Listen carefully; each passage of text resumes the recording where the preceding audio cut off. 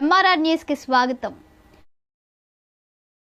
ప్రతి నెల పెన్షన్ల పంపిణీ చంద్రబాబు నాయుడు గారు పబ్లిక్ మీటింగులు పెట్టి ప్రతి నెల పచ్చి అబద్ధాలు చెప్తూ ప్రతి మీటింగుకు ఒక 25,000 పెన్షన్లు కట్ చేస్తున్నారు. 2024 ఎన్నికల నాటికి రాష్ట్రంలో ఉన్న పెన్షన్ల సంఖ్య అంటే వైఎస్ఆర్సీపీ ప్రభుత్వ హయాంలో మార్చి 16న ఎన్నికల కోడ్ వచ్చింది. నేను అందుకనే మార్చికి సంబంధించిన డేటా చూపిస్తా ఉన్నాను. ఎన్నికల కోడ్ వచ్చిన తర్వాత వాళ్ళ చేతుల్లోకి వెళ్ళిపోయింది కాబట్టి మార్చ్ నాటి డేటా చూపిస్తా ఉన్నాను. వైఎస్ఆర్సీపీ చివరి నెల 66,34,372 పెన్షన్లు పంపిణీ చేస్తాం.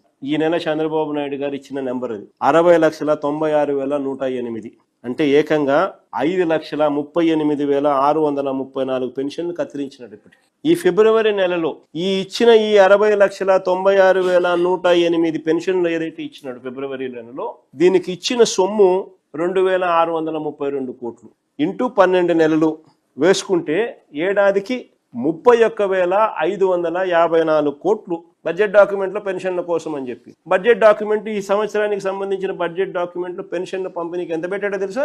27,719 కోట్లు. అంటే ఆ 27,719 కోట్లు ఇదే లెక్కన ఎన్ని పెన్షన్లకు వర్తిస్తుంది అని చూస్తే అది తగ్గి 53,50,115 పెన్షన్లకు వర్తిస్తుంది. అంటే ఈ సంవత్సరం చంద్రబాబు నాయుడు గారు మరో 7,45,993 పెన్షన్లు కట్ చేయడానికి సిద్ధమన్నాడు అని చెప్పకనే చెప్తున్నాడు. ఈ ప్రభుత్వం వచ్చిన తర్వాత కొత్తగా ఒక పెన్షన్ ఇలా కొత్త వాటి కోసం కనీసం దరఖాస్తులు కూడా తీసుకోవడం లేదు.